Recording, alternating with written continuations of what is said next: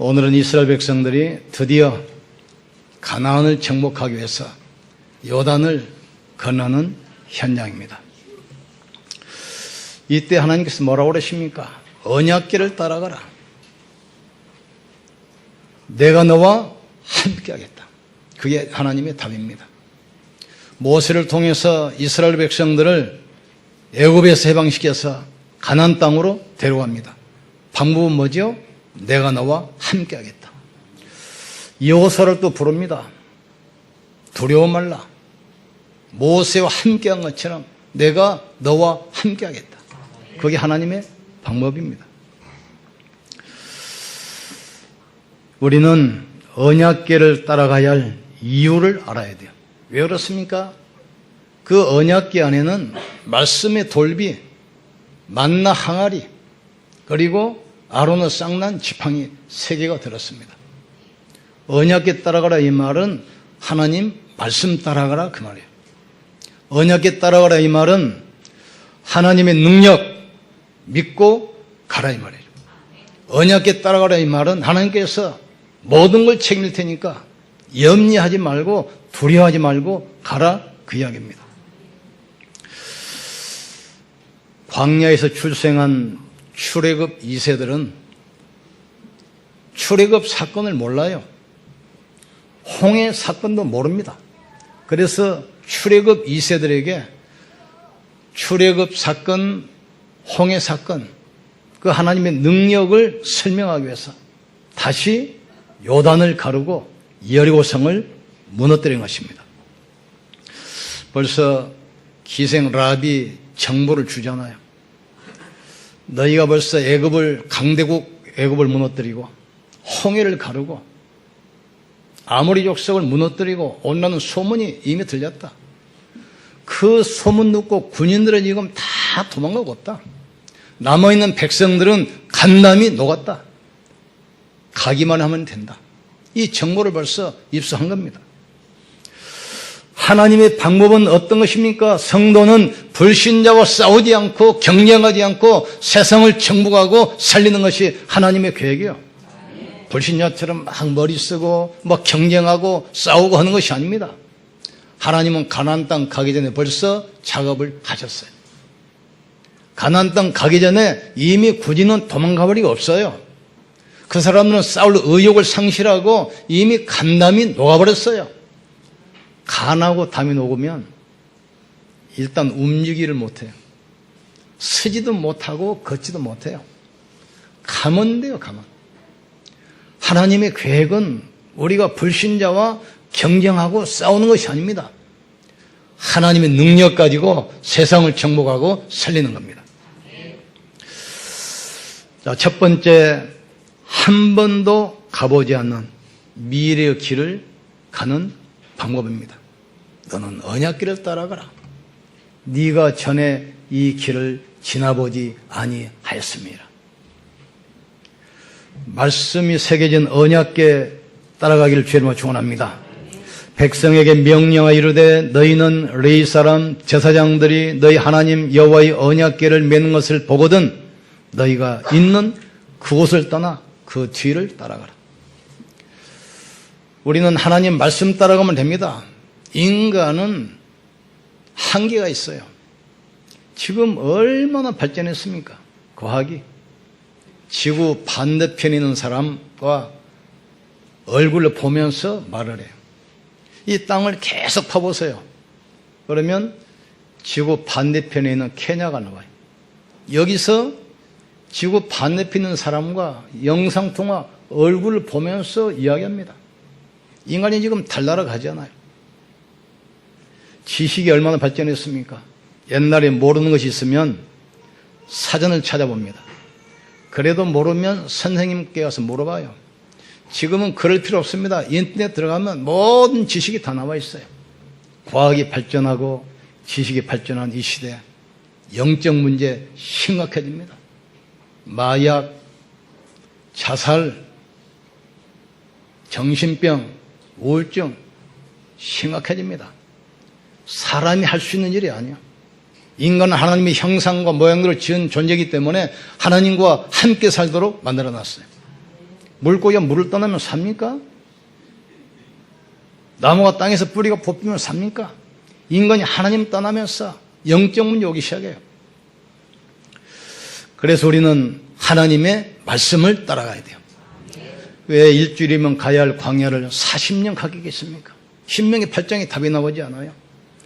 사람이 떡으로만 사는 것이 아니라 여호와 입에서 나오는 말씀으로 사는 줄 너희로 알게 하려 하심이라 하겠습니다. 우리가 내일이라는 인생을 살아보고 가는 게 아닙니다. 처음 가는 길이에요. 처음 가는 인생길 말씀 붙들고 가기를 주의 이름으로 축원합니다. 말씀 따라가야 돼요. 그때 하나님께서 행할 길을 미리 알려주시기 때문에 말씀에 집중하셔야 돼요. 그러나 너희와 그 사이 거리가 2000규빗쯤 되게 하고 그것에 가까이 하지는 말라. 그리하면 너희가 행할 길을 알리니 너희가 이전에 이 길을 지나보지 못하였습니다. 처음 가는 인생길이에요. 그래서 말씀을 따라가라 이 말입니다. 또 더군다나 애굽에서 섬겼던 우상, 가나안의 광야에 있었던 불신앙, 이걸 다 버리고 와야 돼요. 승리하기를 주님으로 축원합니다. 여호수아가 또 백성에게 이르되 너희는 자신을 성결케 하라. 여호와께서 내일 너희 가운데서 기이한 일을 행하시리라. 우리가 그냥 하라면 얼마나 힘들겠어요. 그런데 우리 좋으신 하나님은 말씀을 먼저 주시고 말씀 따라 가도록 이야기해요. 하나님의 계획은 이스라엘 백성들이 가나안 땅 가는 것은 하나님의 절대 계획입니다. 그 절대 계획을 붙들면 사람이 막을 수 없는 절대 응답 받게 돼 있어요. 하나님의 계획을 누가 막습니까? 바로 왕이 막습니까? 애굽의 막강한 군대가 막습니까? 홍해가 막습니까? 여리고성이 막습니까? 이스라엘 백성들이 가나안 땅 가는 것은 하나님의 절대 계획입니다. 이 절대 계획을 붙들면 절대 응답 오게 되어 있습니다.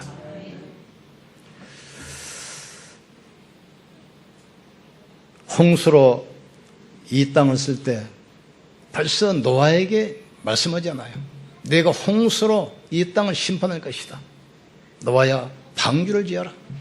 방주 짓고 나서 노아가 안전하게 피신한 다음에 그때 홍해로 이 땅을 심판해. 내가 할 일을 아브라함에게 말하지 않겠느냐. 소돔과 고모라 성의 죄악으로 간영할 때 그 성을 불과 유황으로 심판하게 돼 있어요. 아브라함에게 먼저 이야기하고 조카 롯을 꺼내서 안전한 곳으로 피난시킨 다음에 소돔과 고모라 불과 유황으로 심판합니다. 여호수아 23장 보면은 가나안 땅에서 멸망받지 않고 영원한 축복 누리는 길을 또 이야기해 줬잖아요. 우리 같이 읽어봅시다. 여호수아 23장 12절 13절입니다. 신약 구약성경 356페이지 여호수아 23장 12절에서 13절 같이 합독 합시다. 너희가 만일 돌아서서 너희 중에 남아있는 이 민족들을 가까이하여 더불어 혼인하며 서로 왕래하며 확실히 알라. 너희 하나님 여호와께서 이 민족들을 너희 목전에서 다시는 쫓아내지 아니하시리니 그들이 너희에게 올무가 되며 덫이 되며 너희의 옆구리에 채찍이 되며 너희 눈에 가시가 되어서 너희와 마침내 너희 하나님 여호와께서 너희에게 주신 이 아름다운 땅에서 멸하시리라. 가나안 땅 들어가면 가나안 땅 원주민과 결혼해서 그들을 우상 숭배하다가 멸망할까 이 이야기하면서 원주민을 전부 다 죽이라고 말씀합니다. 하나님께서는 좋으신 하나님이야. 자기 백성을 사랑하시기 때문에 먼저 말씀 주시고 그 말씀 따라 가도록 오늘 말씀 속에서 인생의 답 얻기를 주의 이름으로 축원합니다. 말씀 주시고 언약께 따라가는 거예요. 언약궤 따라가는데 광야를 통과하고 가나안 땅을 정복했어요. 여러분이 하나님 말씀, 강단 말씀 따라가면 지나고 보세요. 응답이 와 있고 문제는 해결되어 있어요. 이게 하나님의 능력이고 하나님의 축복입니다. 너희가 한 번도 가보지 않은 이 길을 가야 되기 때문에 언약궤 따라가라. 광야 40년 지났습니다. 그곳이 어느 곳입니까? 이 바람이 늘 부는 이 모래 언덕이기 때문에 오늘 평야였는데 다음날 가보면 산이 돼 있어요. 오늘은 산이었는데 다음날 가보면 평하게 돼 있어요. 지도도 나침반도 필요 없는 곳입니다. 그런데 이스라엘 백성들이 언약궤 따라가는데 정확하게 가나안 땅에 도착했어요. 한 번도 가보지 않은 인생길 말씀 따라가기를 주님으로 축원합니다. 두 번째, 이스라엘 백성들이 요단을 건너야 할 이유를 알았습니다. 복음이 없어서 멸망하는 이 세상을 살리기 위해서 하나님께서는 가나안 땅에 메시아 그리스도 보내겠다고 약속하셨어요. 하나님은 그리스도를 보내야 되기 때문에 어느 민족을 선택해야 되고 어느 땅을 지정해야 돼요. 그런데 벌써 가나안 땅에서 메시아 오기로 약속했어요.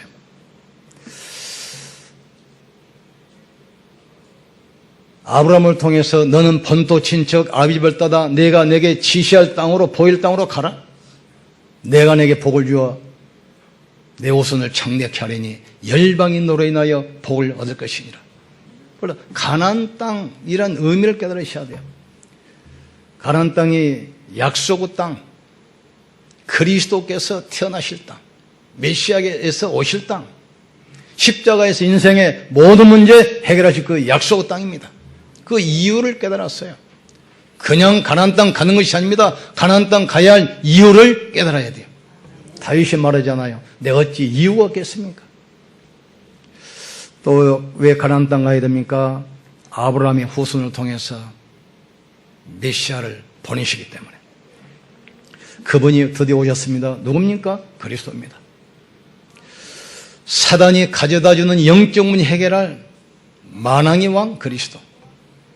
죄 때문에 저주와 재앙을 피할 수 없잖아요. 그 문제를 해결할 참 제사장.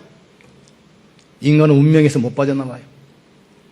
가기 싫어도 가야 할 그 지역, 배경을 뒤엎은 참 선지자 그리스도. 그분이 오실 땅입니다. 이분이 오셔서 십자가에서 테테로스타이 내가 다 이뤘다겠어요. 올 성찬은 뭡니까? 예수님께서 찻비시기 전날 밤 제자들과 마지막 성찬을 하면서 떡과 잔을 주시면서 말씀합니다. 이 잔은 너희를 위한 내 몸이다. 이 떡은, 이 잔은 너희를 위한 내 피다.